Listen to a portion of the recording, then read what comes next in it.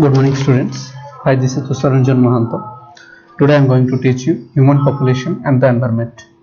In this chapter, we will discuss about population growth and variation among nations, population explosion, that is family welfare program, environment and human health, human rights, value education, role of information technology in environment and human health.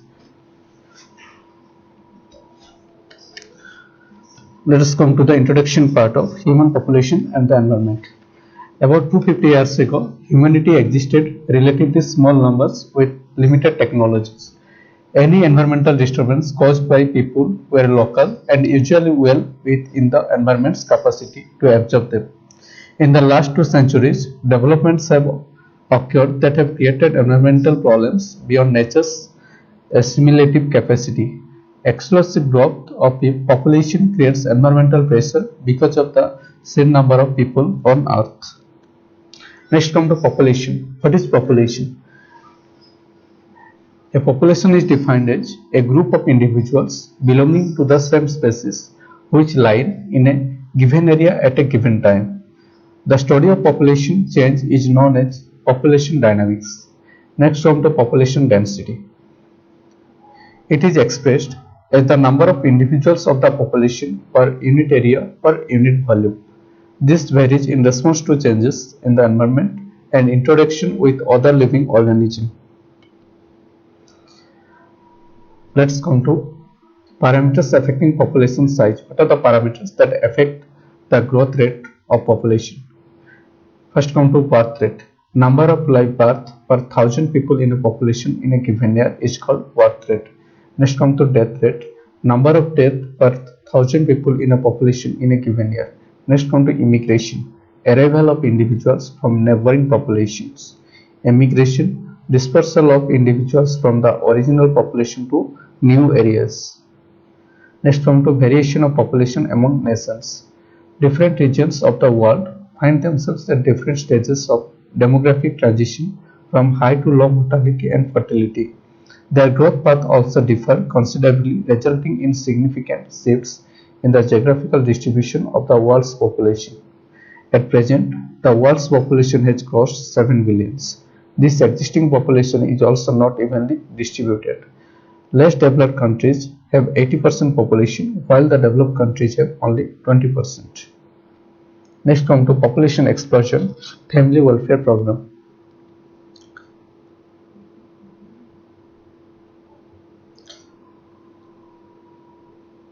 India was the first nation to launch a family planning program in 1952. Though the birth rate started decreasing, it was accompanied by a sharp decrease in death rate, leading to an overall increase in population. In response to our phenomenal population growth, India seriously took up an effective family planning program, which was renamed the Family Welfare Program, such as Hum Do Hamare Do, indicated that each family should not have more than 2 children. However, it has taken several decades to become really effective. At the global level, by the year 2000, 600 million or 57% of women in the reproductive age group were using some method of contraception.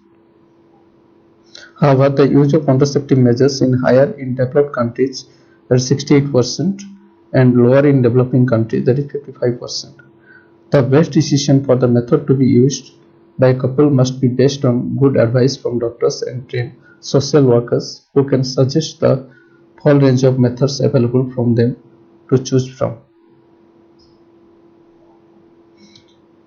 Informing the public about the various contraceptive measures that are available is of primary importance.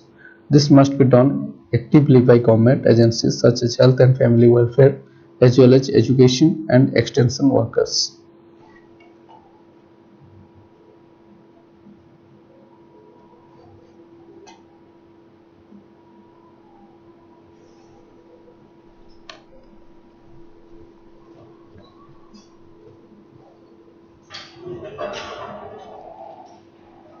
Next come to human rights. Several environmental issues are closely linked to human rights. These include the equitable distribution of environmental resources, the utilization of resources, and intellectual property rights. Conflicts between people and wildlife, especially around PS, resettlement issues around development projects such as dams, mines, and access to health to prevent environment-related diseases. Human rights are rights inherent to all human beings, regardless of race, nationality, ethnicity, language, religion, or any other status. Human rights include the right to life and liberty, freedom from slavery and torture, freedom from opinion and expression, the right to work and education, and many more. Everyone is entitled to these rights without discrimination.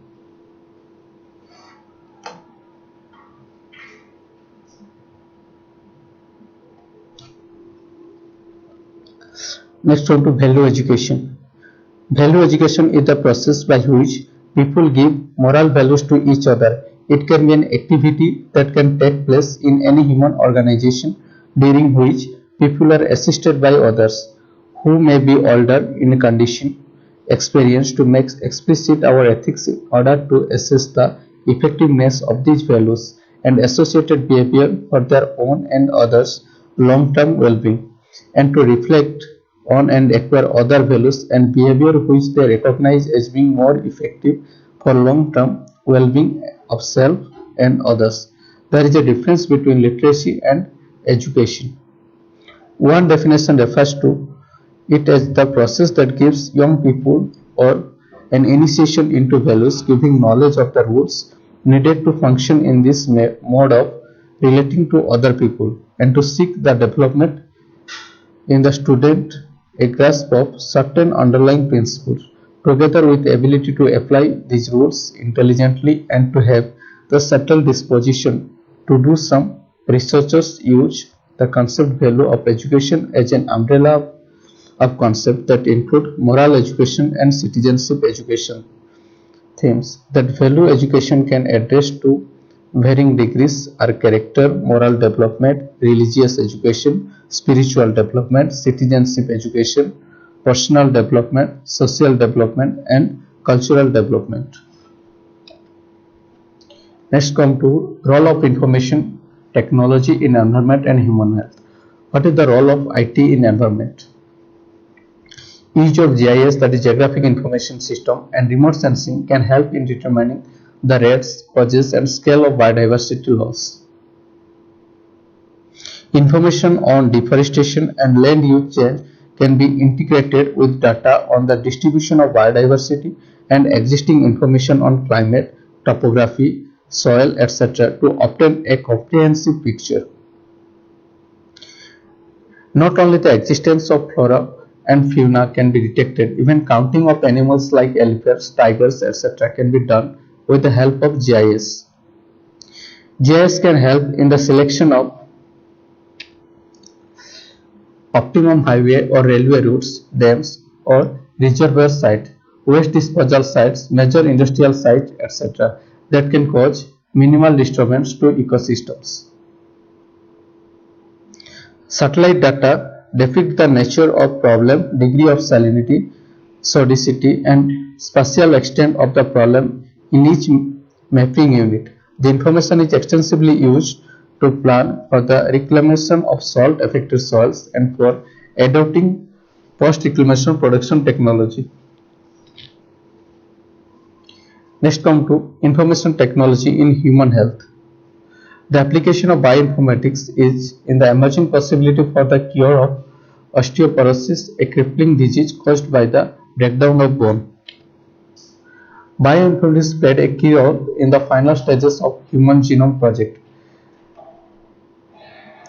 DNA database for databanks having genetic information about populations together with their personal physical characteristics, eye color, height, weight, etc., fingerprints, dental records, medical records, financial records, etc. are used by the government department to identify missing persons by the investigating agency to identify criminals.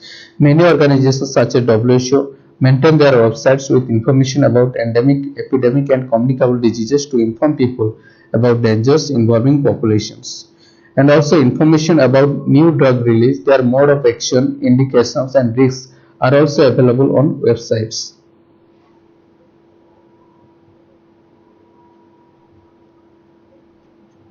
Thank you.